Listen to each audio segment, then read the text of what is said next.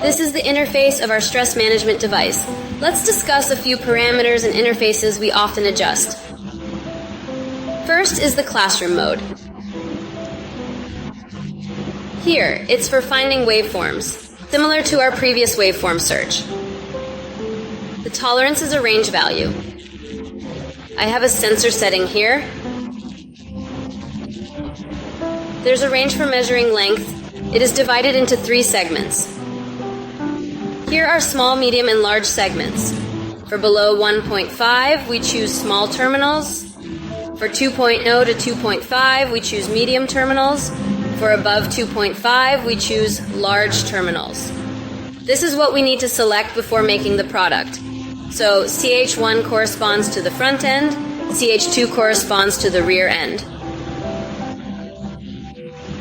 After adjusting the mold terminal tension, then we first enter the teacher interface. We tested the rear end, and this is the rear end corresponding to CH2. Then we click on auto sampling, which is finding waveforms. Let's start the machine. All right, this is our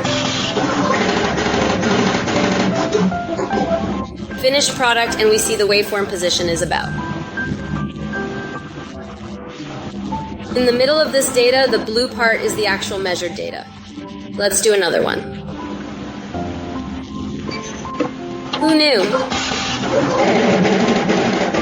This is after we adjust the mold and product. The measured data is roughly in this range. +1 is its normal parameter range. So how do we make it alarm? How do we make it alarm when there's a problem? Next, we will cut 2 copper wires on our device. Let's test it. As the thin skin depth is 44.9, our range is 4503. We did 13 sets of 4, then adjust the push knife depth. At this point, if I go again, the copper wires will basically not move. Let's go out and see how fast it jumps. It's already NG, check known. The NG range is 8. Because we set this range to 5, it has exceeded between +5 and -5. 8 has exceeded the normal value range. So at this point, it will alarm. This is when you cut the copper wire, it will alarm. If I set this range very large, for example, I set this data to 10, all these data set to 10. So when the copper wire is cut at this time, the device will not alarm and will not filter out defective products. So every time we change products and readjust the molds,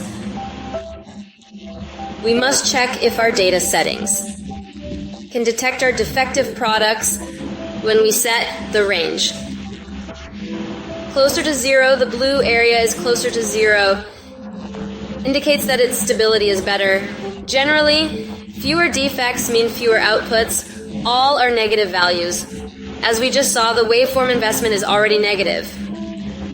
When 2 terminals press together, this data is very large, it's a positive value. If it exceeds the left side, it's the upper limit of tolerance. This is the lower limit of tolerance. This segment is the same, so we must pay attention when setting tolerances. We can use waveform copper wire to create defective products. Manually create a defective product, and then compare this data with a normal product. Choose a suitable range.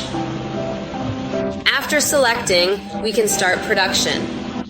If there are false alarms in between, we can appropriately enlarge the tolerance range, but after enlarging, we need to pay special attention to see if defective products can no longer be detected.